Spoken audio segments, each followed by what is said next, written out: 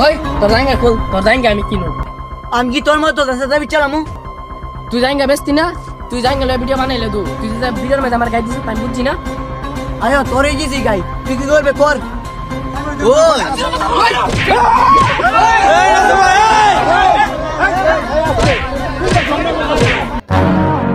আমি কথা দিয়ে কথা রেখেছি, হাজারো মানুষকে বোকা বানিয়েছি, উল্টা পাল্টা ছন্দ দিয়ে সবার মন কেড়ে নিয়েছি।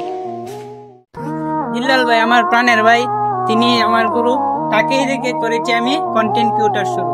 অনেকেই বলে আমি নাকি জিল্লাল ভাইয়ের ছেলে, বুঝতে পারবে তোমরা সবাই তার ভালোবাসা পেলে। ভাই অনেকদিন ধরে তো ভিডিও বানাই না, লোন একটা ভিডিও বানাইলা। ভিডিও বানাইতে ক্যামেরা বের কর। এই ভিডিওটা 1 মিলিয়ন চাও। আমি কইছি আমার শেয়ারে দেখছ না? কি হবে ভাই, এটা কোনো কন্টেন্ট হলো? ভিডিওর মধ্যে তুই কথা কইছ না, তুই কথা কইলে 1 মিলিয়ন তো আটকে যাবো গা। এটা 1 মিলিয়ন যাইবো। কিছু কইলেন না তে এটা 1 মিলিয়ন যাইবো কেমবে?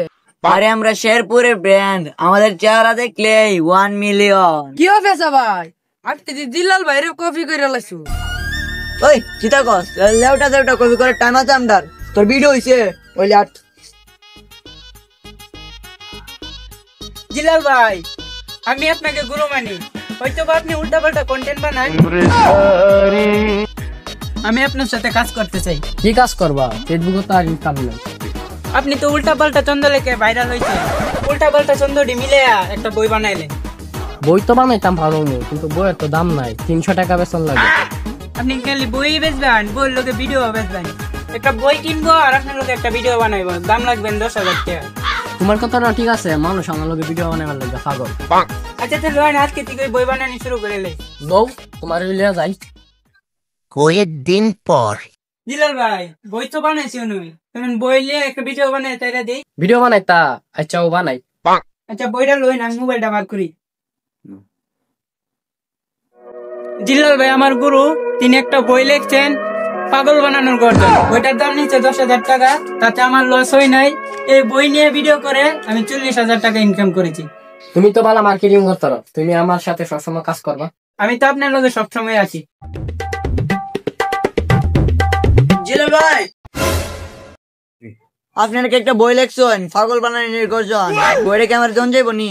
ফেসা ভাই আমি তো বইটা কেউ ফ্রিতে দিই না, বইটার দাম আছে 10,000 টাকা। এক এলাকার মানুষ বইটার দাম 10,000 টাকা চাইলেন, আপনার তো মানুষ ভালো না। আমার বই আমি 10 লাখ টাকা বেচুম না, কত বেচুম এটা আমার ব্যাপার। বইয়ের পাতা বেচুম না গাছের পাতা বেচুম এটা আমার ব্যাপার। জিল্লাল ভাই আপনি বলে পেশা বাইরে গুলাম অপমান করতেছুন।